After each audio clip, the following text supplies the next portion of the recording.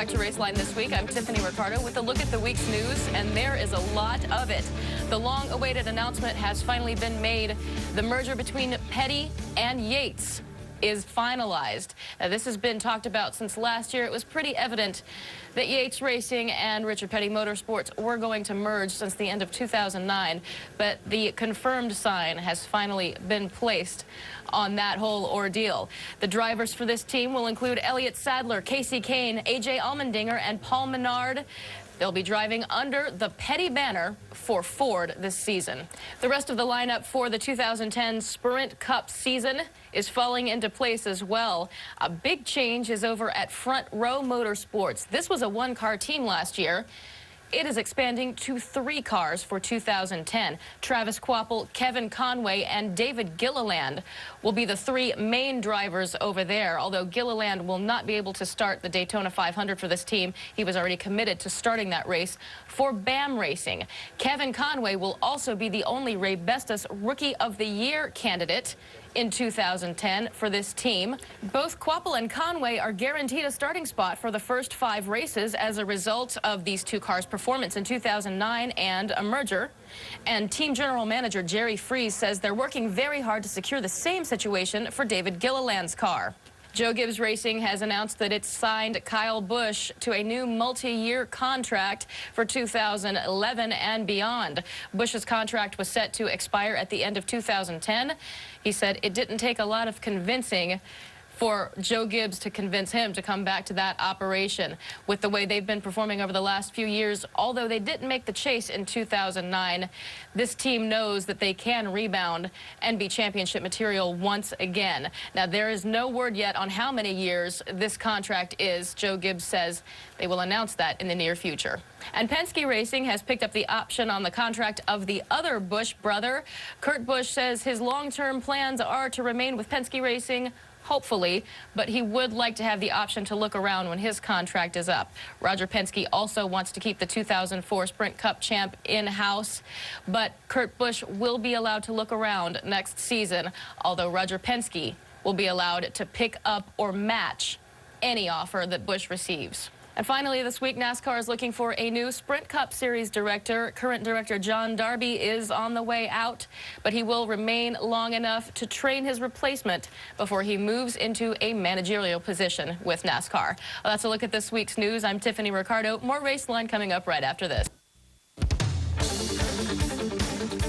We welcome you back to this week's edition of Raceline. There's a lot of changes going into 2010, but then there's some situations that stay the same, or maybe we should say are getting better, such as the case for Team Red Bull, fielding cars for Brian Vickers and Scott Speed this year. The general manager for the operation, Jay Fry, is with us here today on Raceline. Jay, it's just a matter of days away. How ready are you guys there at Team Red Bull? Well, first of all, thanks for having me. We're working very hard going into the 2010 season. Very enthused about what happened in 2009. We've built a lot of momentum, and we just want to carry that momentum over into 2010. Jay, how much different is preparation for Daytona, the Daytona 500, than any other race throughout the season? Well, obviously, it is and it isn't. It is because it's our Super Bowl, and we certainly think we have an opportunity to go down there to compete at a high level and you know, hopefully possibly win the race. Again, being it is the first race of the year and our Super Bowl, you put a little extra effort into it.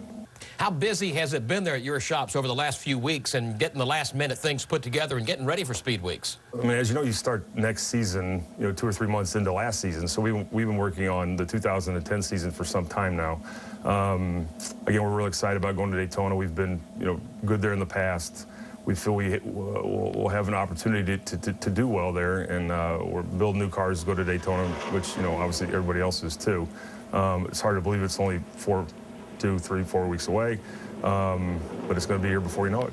All right, Jay, stick around. We'll talk to you some more later today on Raceline. Right now, though, let's check in with Mike Mulhern and see what his thoughts are, and I'm sure he has plenty to say as we're closing in on the start of the 2010 racing season. Mike Mulhern from MikeMulhern.net. So have you seen Avatar? 3D. NASCAR's going to be coming to you in 3D. ESPN says could be interesting. Could be interesting. Cars running through your living room. ABC's dropping the chase, but it's going to be on ESPN, and ESPN doesn't like to be seen as a dumping ground. They're getting 100 million homes. Network TV's 112 million homes, 12 million different. But I think ESPN's going to be able to help things out. Be more consistent. We'll have to see how the ratings go in the chase. Ratings haven't been too good for NASCAR lately. NASCAR's been meeting with car owners and drivers and coming up with a lot of things. Change is in the air. Change is in the air. NASCAR is willing to make some changes, and that's good. NASCAR is listening. On the other side, in exchange for that, NASCAR wants to hear more positive things from drivers and car owners. They don't want to hear a lot of complaints from TV commentators about how boring the racing is. Well, we haven't gotten to California yet, and I want to see if they've done anything over there to make the racing a little more exciting. Looks to me like, from the people I've talked to this week on the Charlotte Media Tour, that it's going to be a Ford year. The odds are that Jimmy Johnson won't win a 5th championship, but then the odds were that he wouldn't win a 4th straight championship. Feeling that Richard Childress's operation is a little gloomy right now. They're down to 3 teams. Casey Mears is on the hook, out the door. Jack Daniels left. Feeling at Dodge.